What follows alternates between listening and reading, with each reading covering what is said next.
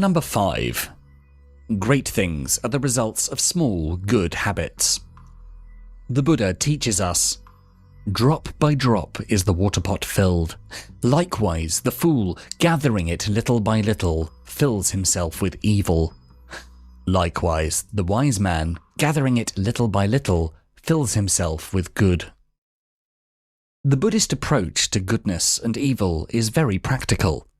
Evil may, for a time, lead us to happiness, but all our bad actions together will eventually ripen and lead us to illness and bad experiences.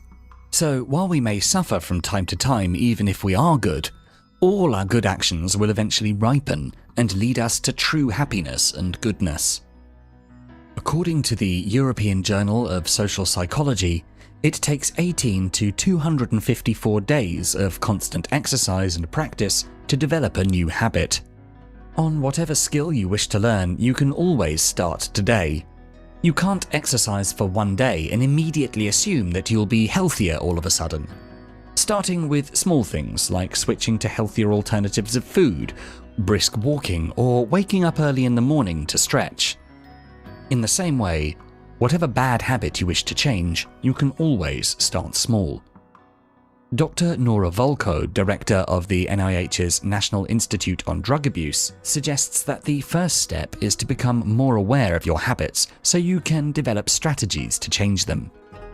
You may start by avoiding the places that trigger your vice, like lessening your time in pubs, or try switching to healthier alternatives, choosing unsalted popcorn over a bag of potato chips, or chewing gum over reaching for a cigarette. It doesn't matter if you fail sometimes. That is part of learning. Number 6. Show your wisdom in silence. The Buddha tells us, "Know from the rivers in clefts and in crevices, those in small channels flow noisily, the great flow silent.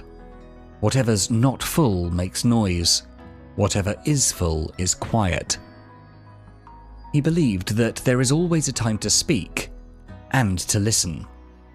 If one is to talk, he must talk only when he means well and is just, endearing, and true. But one must learn to listen more, acknowledging that we do not know everything. He goes against the useless chatter or those who judge arbitrarily and with their biases. In today's digital information, whenever we scroll through social media, it's easy for us to fall for fake news. Sometimes we even justify our wrong beliefs with one YouTube video or a single article. Little knowledge is dangerous because we assume that there's an easy answer, that every other question is invalid, that we are the only ones who know the truth. It's called the wisdom paradox. Take, for example, the great Albert Einstein when he said, "The more you learn, the more you're exposed to what you don't know." Buddha reminds us that those who are wise know to listen because they acknowledge that there are things that they do not know. A little knowledge is dangerous because you might be so convinced with your opinion that you fail to look at the truth because you easily dismiss other people. One can share wisdom and also learn from another by listening and engaging in healthy dialogue. Number 7. If in a conflict, choose compassion.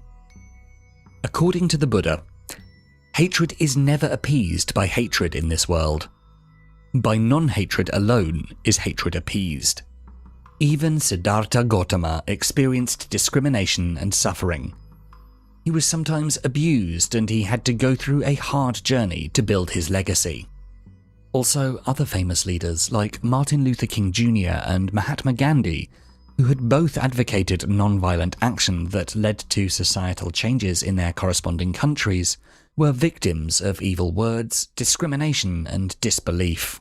Buddhism teaches us that the cycle of violence, of hatred, of abuse, and of revenge can never be stopped with hatred.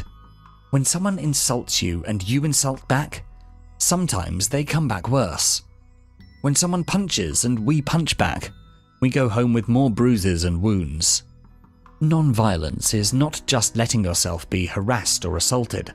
It's a way to protect yourself from even greater evils. Take, for example, when you're bullied by a classmate or a colleague. As long as you don't feel physically threatened, empower yourself first. Remind yourself of your goodness, that their words can never hurt you, and that though you may make mistakes, you can keep trying.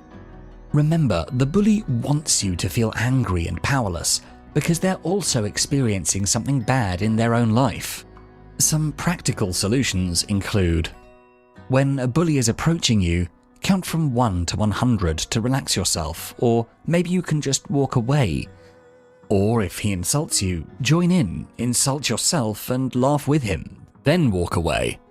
Or you can look at them with compassion and be nice to them. Do something about it.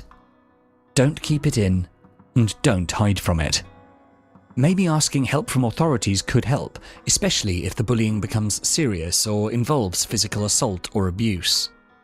Meditating on your own giftedness lets you see that you're more than what they say. Number 8. Choose friends for quality over quantity. According to the Buddha, admirable friendship, admirable companionship, admirable camaraderie is actually the whole of the holy life. When a monk has admirable people as friends, companions, and comrades, he can be expected to develop and pursue the Noble Eightfold Path. The Buddha reminds us that it is better to seek fellowship with noble men than to associate with evil companions. The Buddha acknowledges that life is not a solitary journey.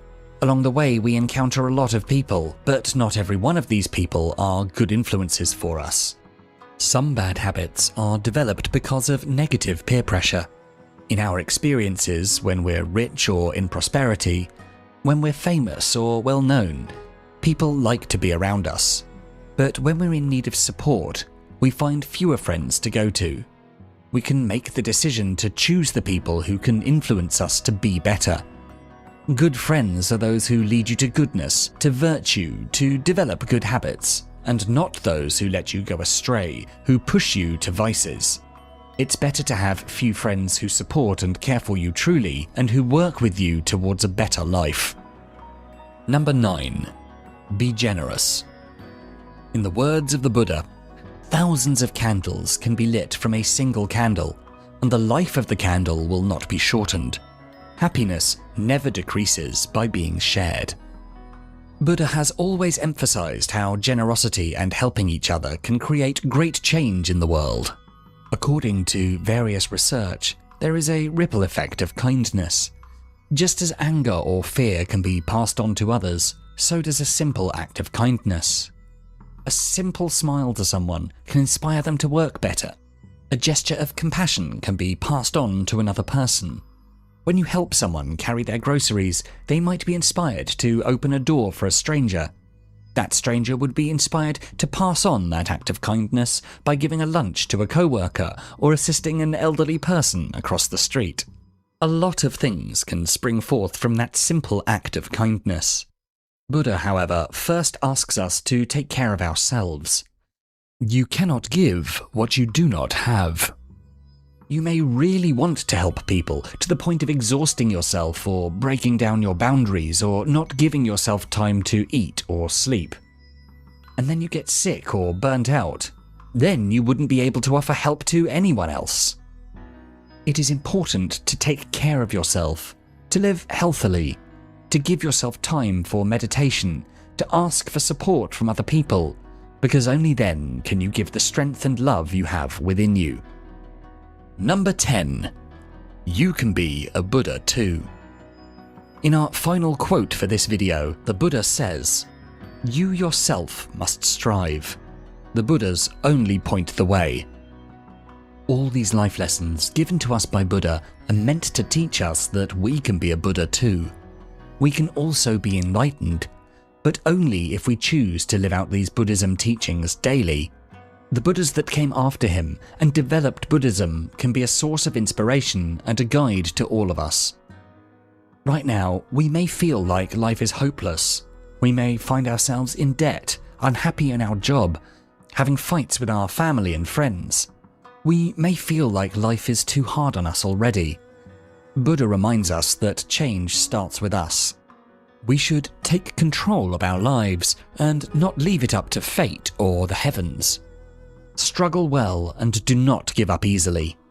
Each of the Noble Eightfold Path, right view, right resolve, right speech, right action, right livelihood, right effort, right mindfulness, and right concentration, is something we can start cultivating more by the habits we build.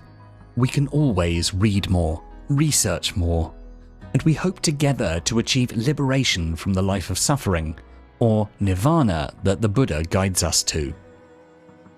So, if you enjoyed this video, please do make sure to check out the full Philosophies for Life channel, and for more videos to help you find success and happiness using ancient philosophical wisdom, don't forget to subscribe.